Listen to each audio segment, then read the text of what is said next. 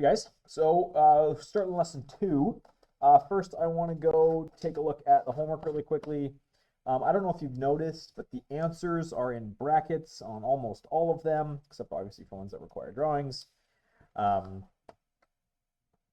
of these reasoning ones also don't have the answers. They're just the calculation ones. I do want to show you these ones though. These are ones that past classes have asked questions about. The magnitude of speed is not always the same as the magnitude of velocity, because distance and displacement aren't the same. And I want to make sure, that we're cool with that chart there. So this, again, more review, should be from Physics 11. We're going to look at motion with several constant speeds, and then we're going to look at acceleration as a concept and looking at graphs of acceleration. And if these lessons are pretty short, we might actually do lesson 4 today as well, the constant acceleration equations. So motion with several constant speeds. When I say that, basically what I mean is, for example, like part of the question, you're going 10 meters per second, then you're dropping down to 5 meters per second or something like that. So one of the ways that we tackle this stuff like this is by looking at average speed and average velocity.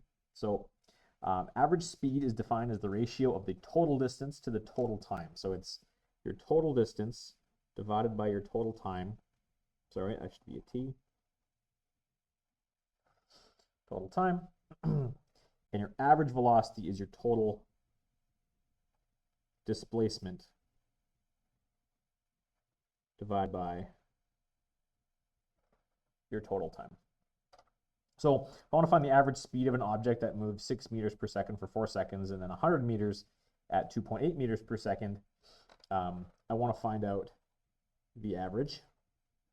Again, setting up the problem like this every time, writing out what we know, what we're looking for, the formulas, and drawing ourselves a picture of what's happening here is important. So we're looking for V average, our speed. So it's going to be our total distance divided by our total time. So let's draw a picture of what's happening here. We've got a car. The car is driving for some distance. We know that the velocity here, or the speed here rather, is 6 meters per second. The time is 4 seconds, and then we know that the car drives another 100 meters. We don't know what that distance is, but we do know this distance is 100 meters. We know the velocity here is 2.8 meters per second. That's meters, and we don't know how long that takes. Because we're looking for average speed, we need total distance and total time, and so we're going to have to use this information to figure out what our total distance and our total time is. This is going to be total distance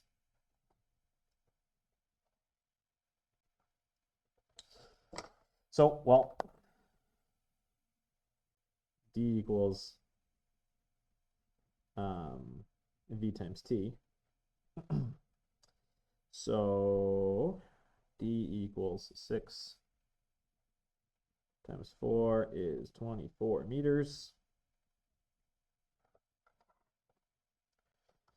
So we can just start inserting things back into the original, into the equation we are going to use to find our average speed. Total distance is 100 meters plus the 24 meters. And our total time, t equals d over v. So this distance chunk is 100 divided by 2.8. So that time is 35.7 seconds. So we're going to get 4 seconds plus 35.7 seconds. So we're going to get an average speed of 124 over 39.7 is 3.12 meters per second. Again, this should be review, just kind of getting us back into a mindset of physics. Flip the page. You should have looked at graphs of this last year as well, or earlier this year, depending on when you took Physics 11. An example one, we want to sketch the graph of position versus time and velocity versus time. So if we remember what happened. We had an object moving at 6 meters per second. So this thing has a slope here of 6.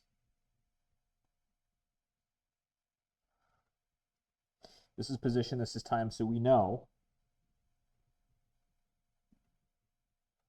that after 4 seconds, it's going to move 24 meters. That's what we found previously.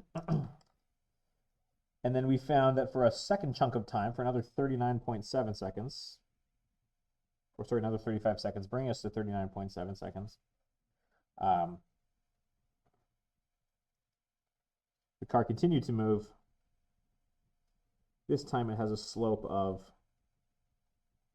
2.8, and it ends up a total distance of 124. So I know this graph isn't to scale,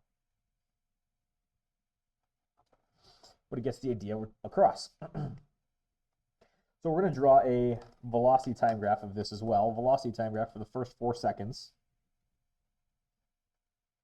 It was up here at 6.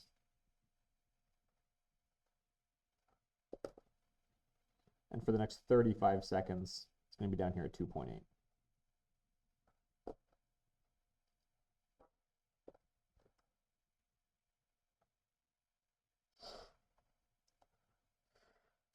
So we can do that same kind of thing. If I give you a position time graph, we can analyze what's happening here. If I have a slope, a positive slope on a position time graph, that means this thing is, slope is constant and positive. We know that there is a constant positive velocity. Don't know what it is. There's no values on this graph, but we're going to give this thing a constant positive velocity for some time. And over here, the slope is equal to 0. So if the slope is equal to 0, that means my velocity is equal to 0. So then the velocity kind of just drops off. This thing has stopped.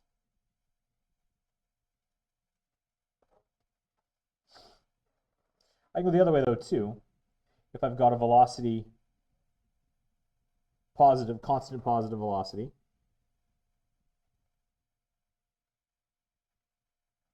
and then a constant negative velocity, well, what does that actually mean?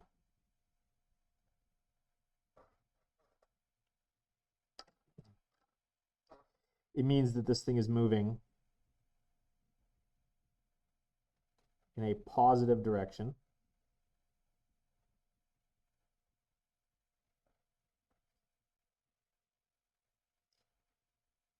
with constant velocity. And down here, it's moving in a negative direction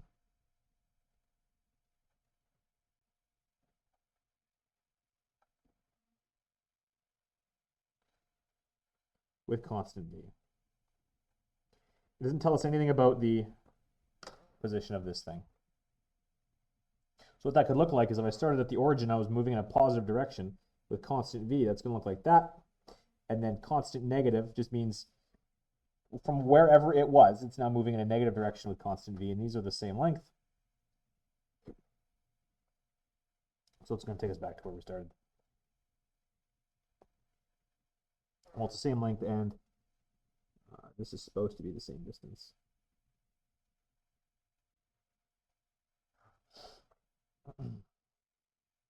So these two slopes should technically be the same. Flip the page.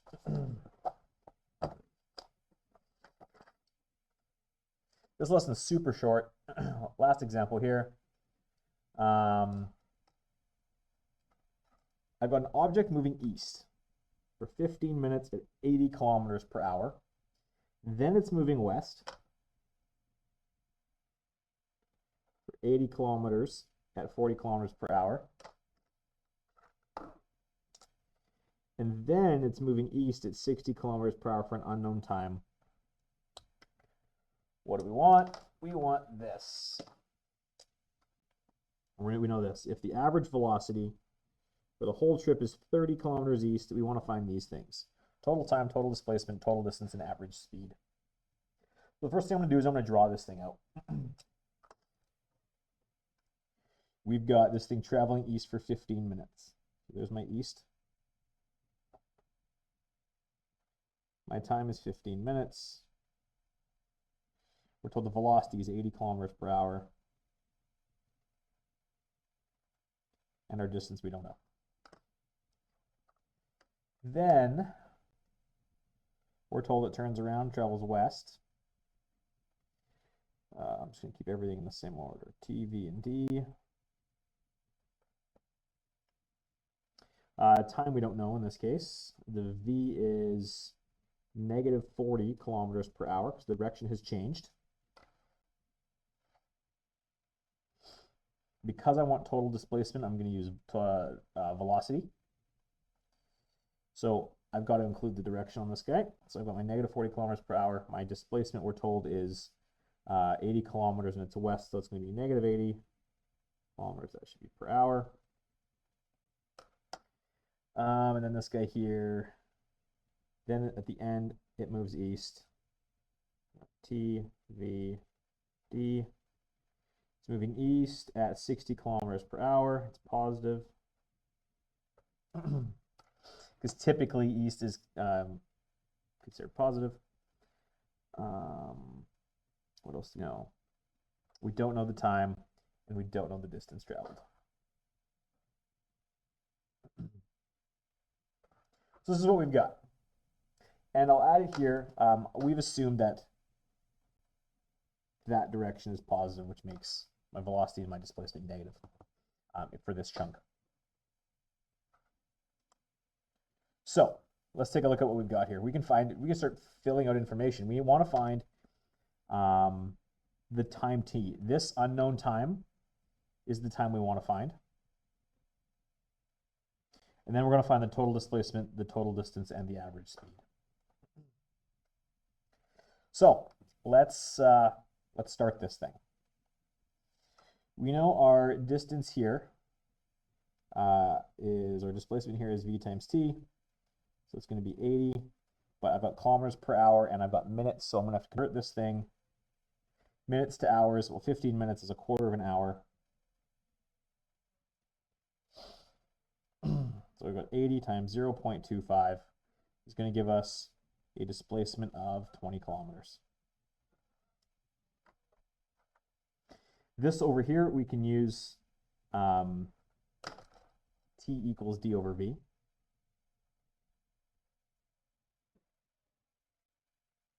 We know the displacement is negative 80 kilometers per hour. We know that the velocity is negative 40 kilometers per hour, which is going to give us a total time of 2 hours.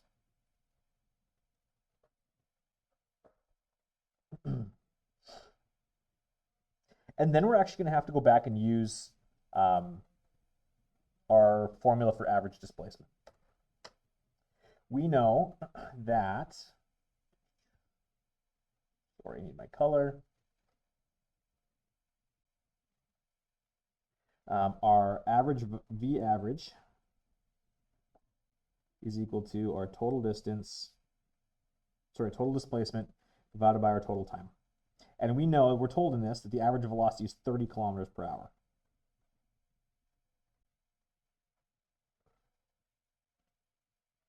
So let's fill in what we know here. I'm going to call this time T3. I'm going to call this D3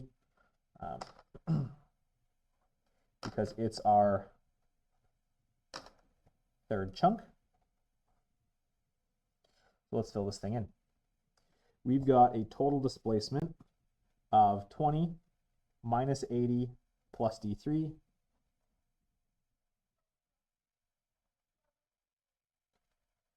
We've got a total time of 0.25 hours plus 2 hours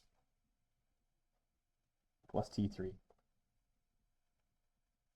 We've got two variables. So to solve this thing, we're going to need two equations. We also know that if I relate these three things together, that we have a displacement equals velocity times time. So D3 equals 60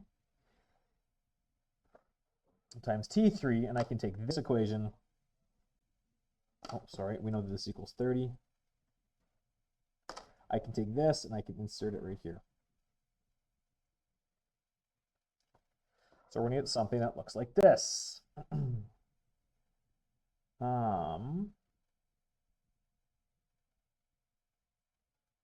Sorry.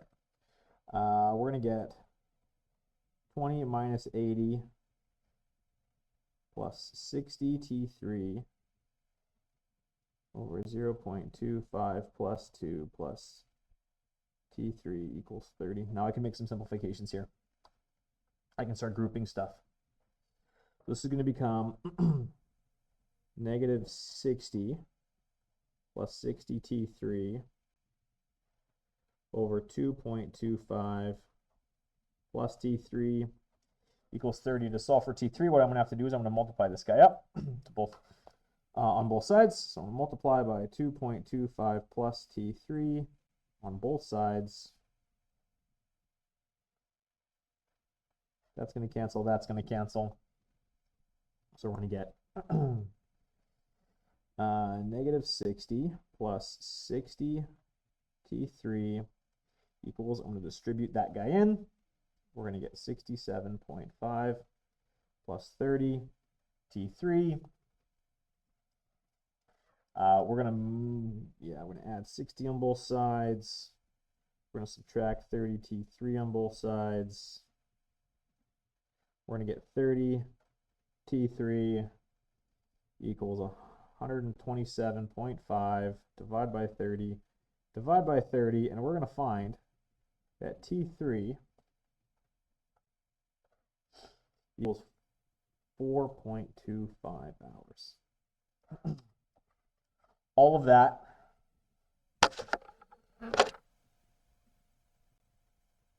for this guy here.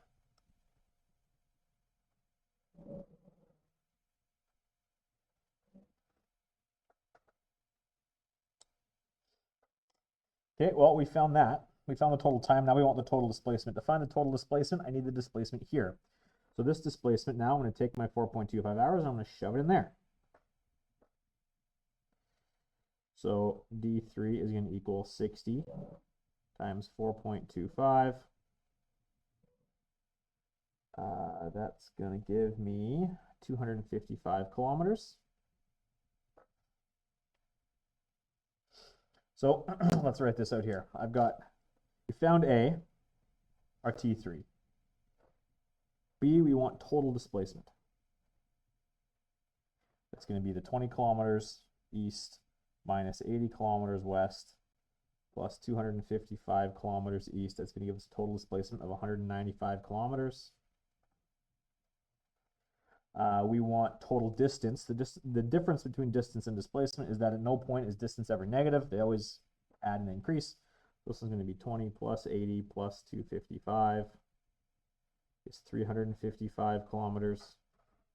And our average speed is going to be our total distance divided by our total time is 355. There's no classes near this this chunk, so I don't need my desk swiped. Is 6.5. The 0.25 plus the 2 plus the 4.25. So our average speed is 54.6 kilometers per hour. There's A, B, C, and D. One sec. Okay, sorry about that.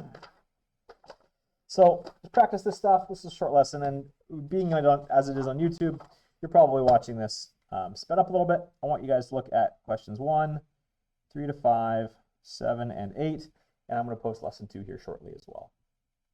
Questions, as always, please feel free to ask.